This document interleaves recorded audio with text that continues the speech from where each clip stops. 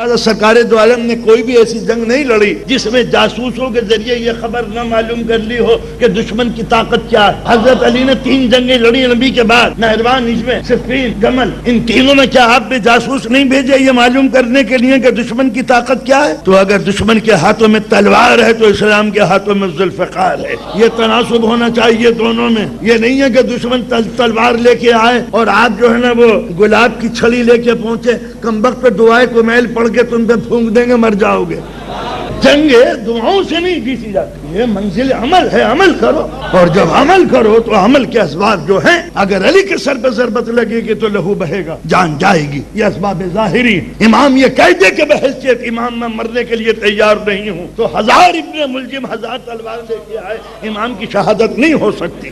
مگر عمل کی منزل پہ لانے کے لیے کہ اگر مولا بھوکے ہیں تو ذوق ہے، جب ذوق ہے تو جو کی روٹیوں کو توڑنے کے لیے گھٹنے کا سہارا لینا پڑتا ہے۔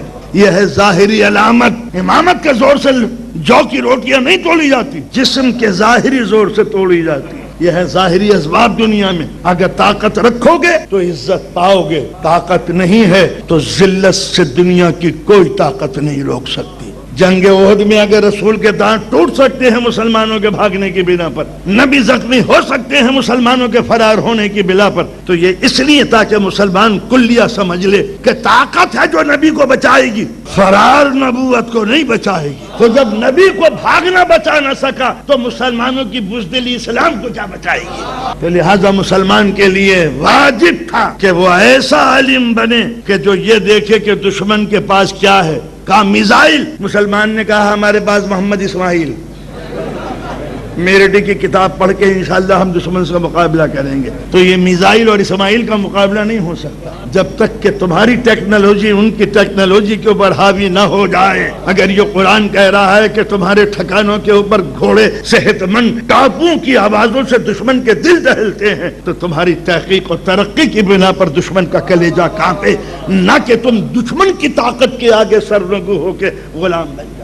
یہ تھا اسلام کا وہ منشا مقصود کہ تمہیں ظاہری اسباب کے تحت اپنی زندگی کو گزارنا ہے۔ دشمن کا مقابلہ کرنے کے لیے جب تک کہ مسلمان علم حاصل نہیں کرے گا، جب تک کہ ٹیکنالوجی اور ڈسکوری کی منزل پہ نہیں جائے گا، تمہاری زکوٰۃ کے مستحق وہ طالب علم پہلے ہیں جو قوم کی عزت و آبرو کی خاطر میڈیکل میں، سائنس میں، انجینئرنگ میں لیکچر پروفیسر یہ بے دین نہیں ہے۔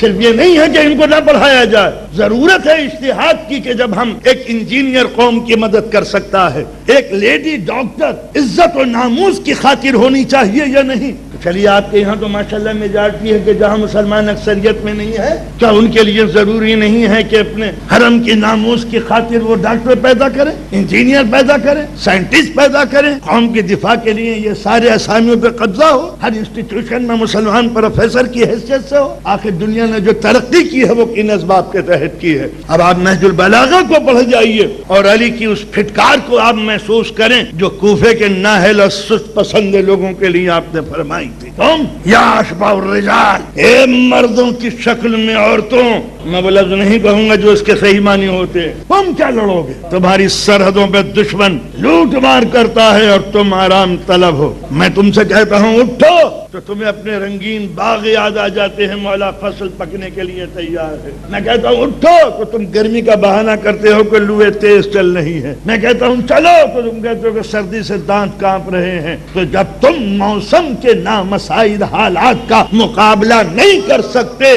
تو دشمن کی تابڑ توڑ تلواروں کا مقابلہ تم کیا کرو گے؟